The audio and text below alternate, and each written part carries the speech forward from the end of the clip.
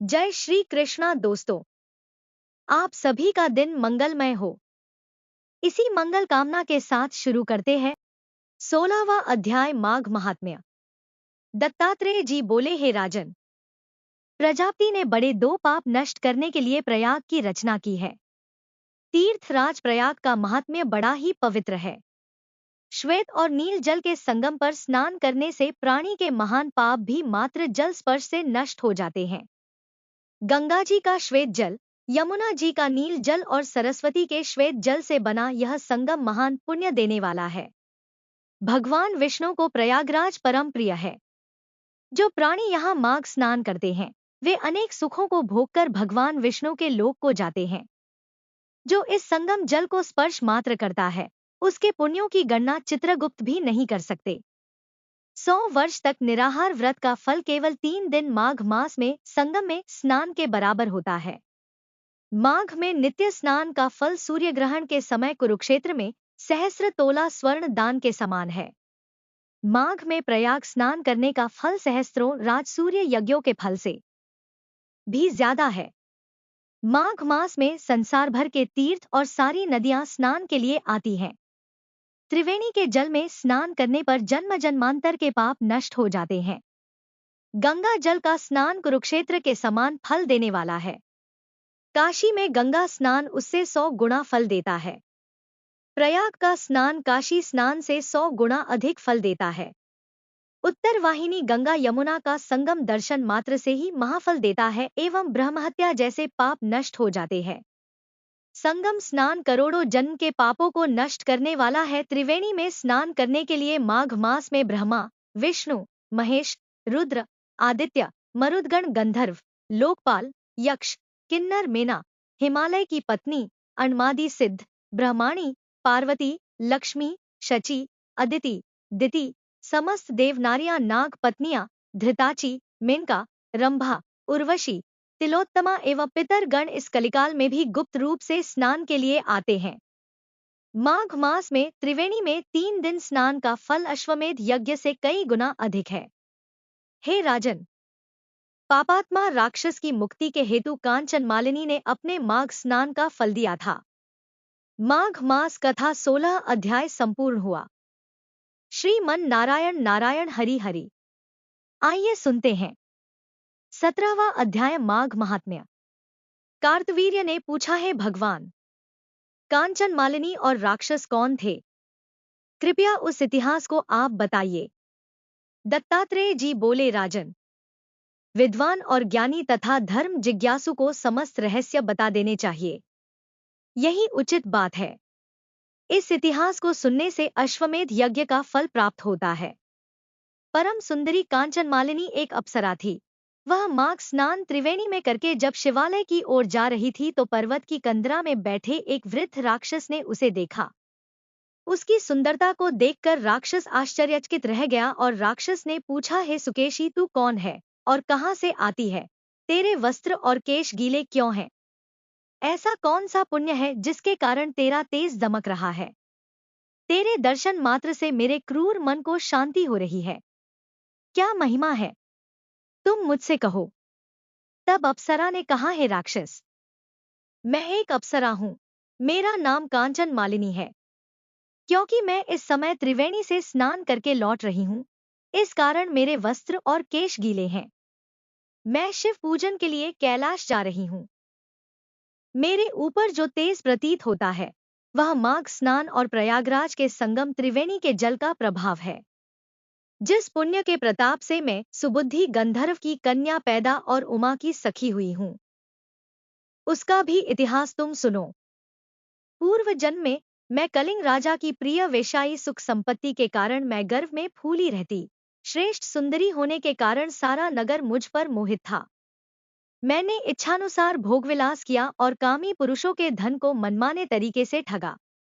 मेरे पास धन, वैभव और संपत्ति की कोई कमी नहीं थी। उस समय कलिंग में मेरे नाम की धूम थी। परंतु जब मैं वृद्धा हुई तो मैंने विचार किया कि मैंने अपना सारा जीवन कामवासना और धन संचय में ही व्यतीत किया है, कभी धर्म की ओर ध्यान नहीं दिया है। इस विचार के आते ही मेरी आत्मा को बहुत कष्ट हुआ। अंत में विचार कर मैं राजपुरोहित के पास गई और तब मैंने अति विनीत स्वर में विलाप करते हुए अपने मन की व्यथा उनसे कही। मैंने कहा, है विप्र, मैं बहुत ही पापी हूँ। मैंने कभी भगवान के चरण कमलों को प्राप्त करने लिए जप, तप, व्रत और पूजन नहीं किया है। जवानी के नशे में भोगविलास में पड़कर मैंने अपने तीनों जन्म नष्ट कर दिए हैं। हे नाथ, अब आप मुझ अबला को उबारिए और मेरा उद्धार करिए। मेरे वचनों को सुनकर पुरोहित ने कहा, है सुमुखी, तेरे समस्त पापों को मैं जानता हूँ। तूने जो पाप किए हैं उनसे सहज ही मुक्त होने का एक ही उपाय है कि तू प्रयागराज जा और अपने मन को निर्मल कर तू त्रिवेणी में स्नान कर। तीर्थराज प्रयाग में ही यह शक्ति है कि वे तेरे सारे पापों को नष्ट कर सकते हैं। ऋषिजनों का यही कहना है कि प्रयागराज में माघ स्नान करने से प्राणों के समस्त पाप नष्ट हो जाते हैं। जयति तीर्थराज। प्रयाग की तीर्थों में प्रयागराज श्रेष्ठ है। भीरू, अब तुम प्रयागराज के महात्म्य को सुनो। पुराने समय में देवराज इंद्र ने जब काम से पीड़ित होकर गौतम की परम सुंदरी पत्नी अहिल्या के साथ पापाचार किया तो क्रोध में भरकर ऋषि ने इंद्र को शाप दिया। फलस्वरूप देवराज के समस्त शरीर पर हजारों भागचिन्ह बन गए और उनका स्वरूप लज्जापूर्ण एवं कुरूप हो गया। तब मन में लज्जा को धारण किए मुंह नीचा करता देवराज इंद्र संसार की नजरों से बचता सुमेरु पर्वत पर जा पहुंचा। वहां 100 योजन लंबी सरोवर में खिले स्वर्ण कमलों को देख एक कमल के भरे हुए कोटर में छिपकर बैठ गया। एकांतवास करता हुआ इंद्र अपने कृत्य पर पछताता रहा।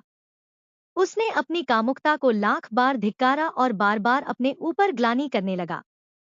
उधर देवराज इंद्र के बिना स्वर्ग की शोभा नष्ट होने लगी। तब इंद्राणी देवताओं को साथ लेकर बृहस्पति जी के पास गई। उसने कहा, है भगवान, स्वामी के बिना मेरा जीवन अप्रिय हो रहा है। कृपा करके आप ही बताए, स्वामी कहाँ है? हे नाथ, आप मुझ पर और देवताओं पर दया करे इंद्र का पता बताएं। बृहस्पति जी बोले, हे सुबगे, तेरे पति इंद्र ने बिना सोचे विचारे जिस महान पाप को कर डाला है उसकी लज्जा से ही वह एकांतवास कर रहे हैं। इंद्र ने मद में आकर कर्म कुकर्म का विचार नहीं किया। उस दशा में वह क्षय करने वाले घृणित एवं प्रकट कुकर्म पर बैठा है। चलो मैं तुमको वह स्थान बताता हूँ जहाँ इस समय इंद्र छिपा बैठा है।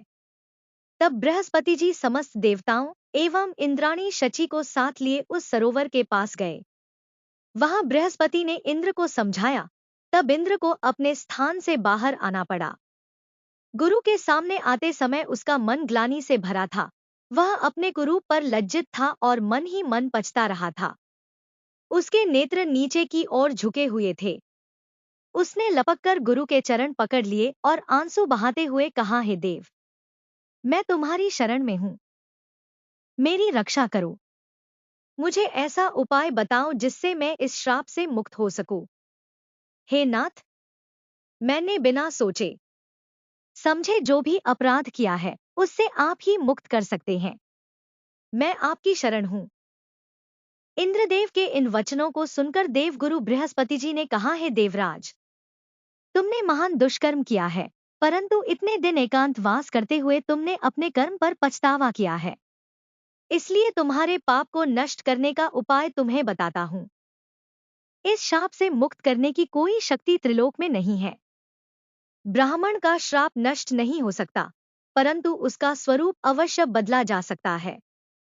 समस्त पाप तीर्थों के स्नान के द्वारा ही नष्ट होते हैं।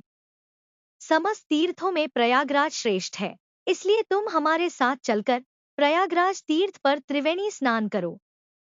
वहां निश्चय ही तुम्हारे पाप नष्ट होंगे। तब इंद्र उनके साथ प्रयाग गया और त्रिवेणी में स्नान किया। उसके समस्त पाप तुरंत नष्ट हो गए। तब बृहस्पति जी ने इंद्र की बुद्धि निर्मल जानकर आशीर्वाद देते हुए कहा, है इंद्र, ऋषि के श्राप से तेरे इस शरीर पर जो हजारों भक्षिंग हैं वे नेत्र बन जाए। तभी से इंद्र के हजारों नेत्र हो गए हैं। हे सुनयन, जिस प्रकार इंद्र त्रिवेणी में स्नान करने से निष्पाप हुआ, उसी तरह तेरे भी वहां स्नान करने पर पाप नष्ट हो जाएंगे। तू भी वहीं जाकर स्नान कर। उनकी बात मानकर, हे राक्षस, मैं प्रयागराज गई और मैंने त्रिवेणी की पवित्र धारा में स्नान किया। उन दिनों माघ मास था। 3 दिन के स्नान से मेरे समस्त पाप नष्ट हो गए। शेष 27 दिन के स्नान का मुझे दिव्य फल मिला। मैं पार्वती जी की सखी बनी हूँ। अब भी मुझे पूर्व वृत्तांत याद है और वहां से ही लौट रही हूँ। माघ मास महात्म्य 17 अध्याय संपूर्ण हुआ। आइए अब सुनते हैं 18वां अध्याय माघ महात्म्य।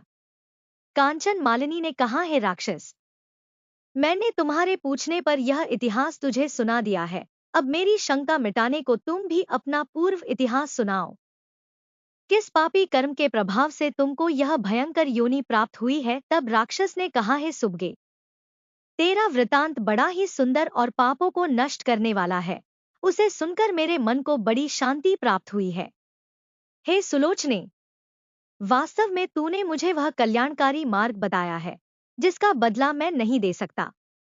निश्चय ही तू मेरा उद्धार करने को जन्मी है। मैं तुझसे कुछ नहीं छिपाऊंगा और अपने दुष्कर्मों को बताता हूँ। हे भद्रे, प्राचीन काल में मैं काशी नामक पवित्र नगरी में रहने वाला एक ब्राह्मण था। मैं उत्तम कुल में जन्मा था। मुझे वेद का अनंत ज्ञान था। अतः उस नगरी में मेरी बहुत प्रतिष्ठा थी। इतना ज्ञानी और विद्वान होते हुए भी मेरी बुद्धि खराब हो गई। लोभ के वशीभूत होकर मैंने नीच कर्म प्रारंभ कर दिए। मैंने दुराचारी राजा, शूद्रों एवं वैश्यों के दुष्टदान लेने प्रारंभ कर दिए। अनेकों बार कुत्सित, निषिद्ध, ग्रतिग्रह दान लेता रहा। यहाँ तक लोभ में पड़कर मैं चांडाल तक का दान लेने लगा। लोभी प्रवृत्ति के कारण मैंने वे सभी पाप कर डाले जिनको करना कोई पसंद नहीं कर सकता। हे देवी, तीर्थों का प्रभाव भी अनोखा है। जहाँ तीर्थ समस्त पापों का सत्कर्म करने पर नष्ट करता है, वहाँ वही तीर्थ पाप करने पर पाप कार्यों को कई गुना बढ़ाता भी है। तीर्थ में किया छोटा सा पाप भी पर्वत के समान भयंकर हो जाता है। तब भयंकर पापों का तो कहना ही क्या। उन पापों को करते हुए ही काशी में मेरी मृत्यु हो गई। काशी क्षेत्र के प्रभाव से मुझे नरक तो नहीं मिला, क्योंकि अविमुक्त क्षेत्रों में मृत्यु पाने वाले नरक की यातना से तो बचे रहते हैं, परंतु पाप भार ज्यों का त्यों बना रहता है। उसी प्रकार मैं नरक में न जाकर इस पर्वत पर कुरूप राक्षस योनि को प्राप्त हुआ हूँ। इस योनि में आने से पहले मुझे 2 बार गिद्ध और 3 बार सर्प और 1 बार विष्टा आहारी वारा बनना पड़ा है। तब इस 10वें जन्म में राक्षस बना हूँ। इन योनियों को पार करने में मुझे सहस्रों वर्ष लगे हैं, परंतु अब तक मुझे अपने उद्धार का कोई मार्ग नहीं मिला। इस भयंकर राक्षस योनि को पाकर भी मैंने कैसे पाप नहीं किए हैं। मैंने इस स्थान से 3 योजन के घेरे में कोई जीव नहीं जीवित रहने दिया है। जो मिला उसे ही मार डाला है। सहस्रों निरपराध जीवों की हत्या कर डाली है। इन्हीं पापों के कारण मेरा मन जलता रहता है। आज तुम्हारे दर्शन करके मुझे शांति मिली है। तीर्थ का फल समय पर प्राप्त होता है, परंतु सज्जन के दर्शन मात्र से तुरंत लाभ होता है। हे देवी, मैंने अपने चरित्र को स्पष्ट रूप से कह दिया है। सज्जन दूसरे के दुख तुमसे दुखी होते हैं। आप ही मेरे उद्धार का मार्ग बताए। मैं इसी चिंता में पड़ा रहता हूँ कि मेरे कष्टों का अंत कैसे होगा। मैं तो इतना ही जानता हूँ कि सज्जन पुरुषों की सहायता से मुझ जैसे पापात्मा का भी निस्तार होगा। आप ही मेरे उद्धार का मार्ग बताए ताकि इस योनि से छुटकारा मिले। दत्तात्रेय जी ने कहा, है राजन, उस राक्षस के उन वचनों को श्रवण कर कांचन मालिनी का हृदय दया से भर गया। उसने विचार करने के बाद उससे कहा, है दैत्यराज, तुम चिंता मत करो, मैं तुम्हारी मुक्ति का उपाय करूंगी। मैंने अनेकों वर्षों से विधिपूर्वक माघ स्नान किए हैं। प्रयागराज पर मेरी अगाध श्रद्धा है। त्रिवेणी स्नान मुझे अपने प्राणों से भी प्रिय है। श्रद्धापूर्वक मैंने त्रिवेणी के जल में स्नान करके धर्म के मर्म को समझा भी है। विद्वान धर्म को गुप्त रखने को कहते हैं और वेदज्ञ दुखी जनों को दान देने की प्रशंसा करते हैं। हे भद्र, जिस प्रकार समुद्र में होने वाली वर्षा का कोई महत्व नहीं होता, उसी प्रकार धर्म संचित करने का भी महत्व नहीं है। यदि मेरे धर्म से तेरा उद्धार हो सकता है तो मैं उसे सहर्ष देने को तैयार हूँ। इतना कहकर उस अप्सरा ने अपने गीले वस्त्र निचोड़कर अपने हाथों में वह जल लेकर अपने माघ स्नान का पुण्य उस बूढ़े राक्षस को दे दिया। हे राजन, माघ स्नान चमत्कारी प्रभाव को सुनो। कांचन मालिनी के पुण्य के प्राप्त होते ही उस राक्षस ने देह त्याग दी। प्रसन्न मुख वह जब विमान पर चढ़ा तो समस्त दिशाएं ज्योतिमान हो उठी। उस समय वह आकाश में दूसरे सूर्य के समान प्रतीत हो रहा था। तब उसने कांचना मालिनी की प्रशंसा करते हुए कहा, हे भद्र, मेरे पापों का कोई प्रायश्चित था या नहीं, यह तो प्रभु ही समझ सकता है, परंतु आपने पुण्य प्रदान करके मेरी गति बना दी है। अब आप कृपा करके मुझे नीतियुक्त उपदेश प्रदान करें, ताकि मैं भविष्य में भी पापों से मुक्त रह सकूं। उसके इन वचनों को सुनकर कांचन मालिनी ने कहा, संसार में धर्म श्रेष्ठ है, अहिंसा श्रेष्ठ धर्म है, साधु संतों की सेवा, सज्जन समागम, कामदेव का हनन, पर निंदा का त्याग, सत्य भाषण और भगवान विष्णु और शंकर की आराधना प्राणी का कल्याण करने वाले हैं। माया ममता का त्याग कर संसार को नाशवान समझकर जीवन यापन करने वाले प्राणी योग में प्रीत लगाते हैं, उससे ही उनका कल्याण होता है। जो भी इन बातों का पालन करता है उसका ही जीवन सफल होता है।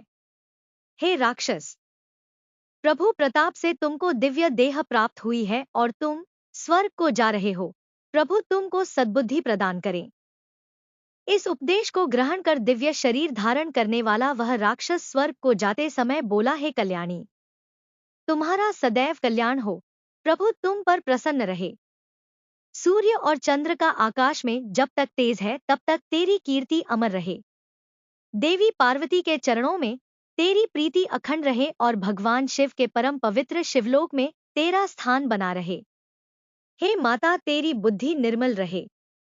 धर्म, तप, उपकार, दया तेरे आभूषण हो और दीन दुखी जन तेरी सहायता का लाभ उठाते रहें।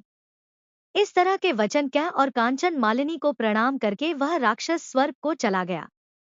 तब देव कन्याओं ने हर्षित हो कांचन मालिनी पर पुष्प वर्षा की, उसको आशीर्वाद देते हुए बोली, हे भद्रे, तूने राक्षस पर दया करके उसे मुक्ति दिलाने में अपने अद्भुत कार्य का परिचय दिया है।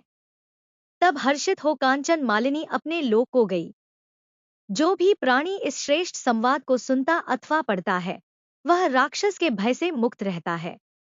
माघ महात्म्य 18 अध्याय संपूर्ण हुआ।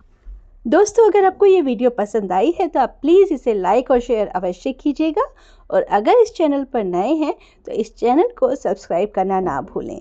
जय श्री राधे राधे।